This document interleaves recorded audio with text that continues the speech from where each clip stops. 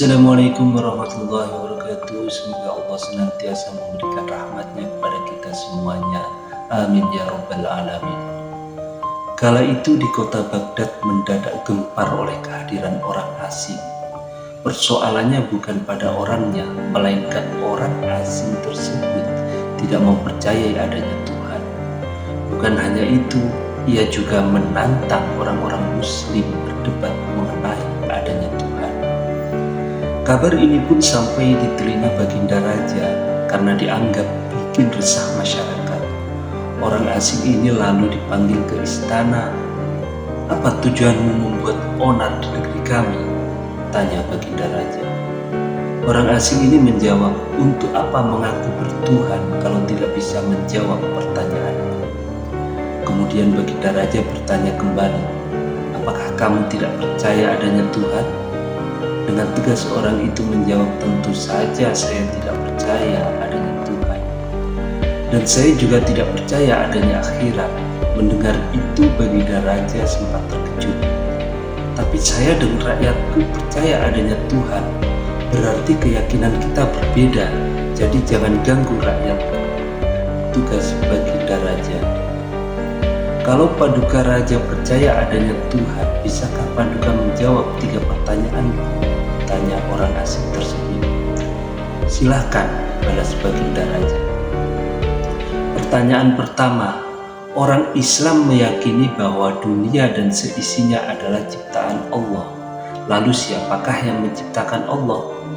Bukankah sesuatu yang ada pasti ada penciptanya? Pertanyaan yang kedua, katanya di dalam surga manusia tidak akan berak ataupun kencing, sedangkan mereka makan dan minum tiap hari. Bagaimana mungkin ini bisa terjadi? Padahal segala sesuatu yang akan dimasukkan pasti akan keluar, entah itu dengan bentuk yang lain. Dan pertanyaan yang ketiga, orang Islam meyakini kalau setan terbuat dari api, tapi katanya setan akan disiksa dengan api neraka. Mana mungkin api bisa menyakiti api? Mendengar pertanyaan orang asing itu, Baginda Raja hanya terdiam. Bisa saja Raja menjawab berdasarkan hadis dan Al-Quran, tapi karena yang dihadapi adalah orang yang tidak percaya Tuhan, maka dijawabnya harus dengan logika. Kemudian salah satu menterinya membisikkan kepada Baginda Raja, "Kalau soal beginian, serahkan saja pada Abu Nawas. Dia pasti bisa mematahkan argumen orang itu." Baginda Raja menyetujui usulan menterinya, maka dipanggillah Abu Nawas ke istana. Singkat cerita, Abu Nawas pun datang menghadap Baginda Raja. Ia lalu dipersilahkan duduk di sampingnya. "Ada apa Paduka? Kenapa tiba-tiba memanggil hamba?" tanya Abu Nawas. "Begini Abu Nawas, orang asing ini tidak percaya adanya Tuhan dan dia mengajukan 3 pertanyaan, tapi jawabannya harus masuk akal," ujar Baginda Raja. Sekilas Abu Nawas menatap orang asing tersebut. "Oh, ini orangnya yang bikin gempar kota Baghdad," pikir Abu Nawas. Abu Nawas lalu menghampiri orang asing itu dan duduk tepat di hadapannya. "Silahkan, apa yang ingin kau tanyakan?" ujar Abu Nawas. Dengan penuh percaya diri, orang asing tersebut memulai pertanyaannya. "Anda sebagai orang muslim tentu percaya bahwa segala sesuatu, baik yang terlihat maupun tidak terlihat, pasti ada yang menciptakan."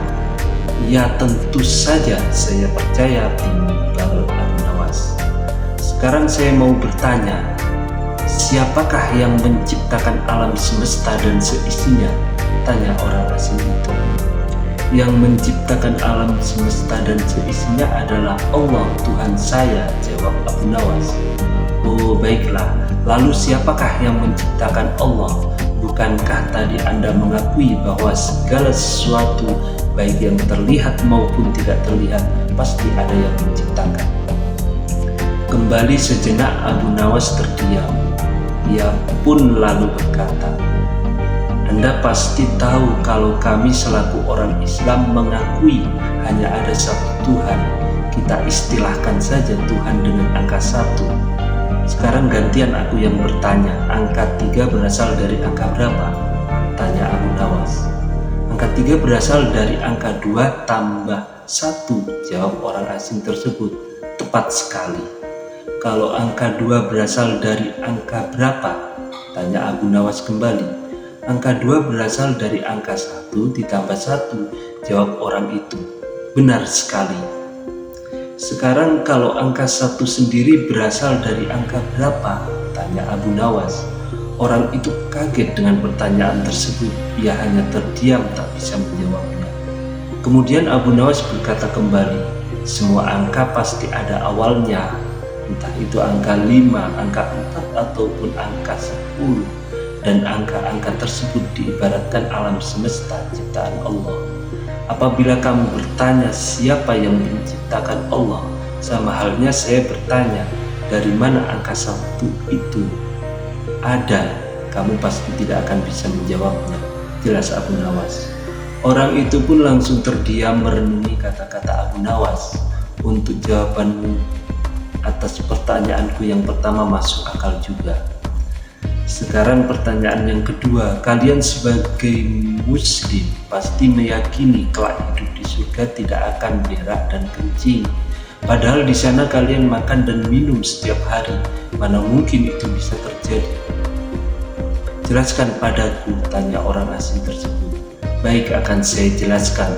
Selama kamu dalam kandungan rahim ibumu, tentunya kamu makan dan minum, kan? Karena menurut ilmu medis, seorang janin memakan sesuatu yang dimakan ibunya. Lalu ketika kamu dalam kandungan ibumu selama 9 bulan, apakah kamu pernah berak ataupun kencing? Untuk kedua kalinya pertanyaan orang asing itu bisa dijawab dengan mudah oleh Abu Nawas. Baik, jawabanmu masuk akal sekarang. Pertanyaan terakhir, kalian sebagai muslim pasti meyakini kalau setan terbuat dari api dan neraka juga terbuat dari api. Tapi yang membuat saya heran, katanya setan akan disiksa dengan api neraka. Mana mungkin api bisa menyakiti api? Itu hal konyol yang pernah saya dengar, ujar orang asing tersebut. Bisakah kamu menjelaskannya? Sebelum aku menjawab pertanyaan yang terakhir, aku ingin kita saling berjanji. Apapun jawabannya, kamu tidak boleh marah, minta Abu Nawas.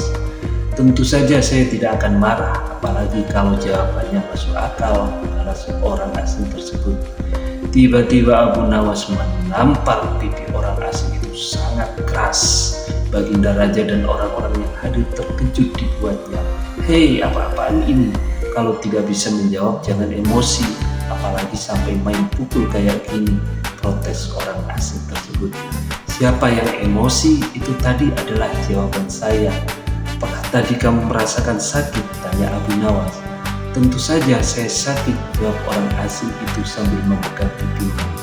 Coba kamu perhatikan tangan saya, bukankah tangan saya terbuat dari tulang dan daging? Begitu juga dengan pipi kamu. Tapi ketika tangan saya ini tamparkan ke pipi kamu, kamu langsung kesakitan. Itulah gambaran sederhana kalau api neraka bisa menyakiti setan. Setan pasti akan merasa kesakitan meskipun ia sama-sama terbuat dari api, kata Abu Nawas menjelaskan. Orang tersebut lalu terdiam, ia tak bisa membantah argumen Abu Nawas. Sementara Baginda Raja dan orang-orang istana kagum atas kecerdikan Abu Nawas.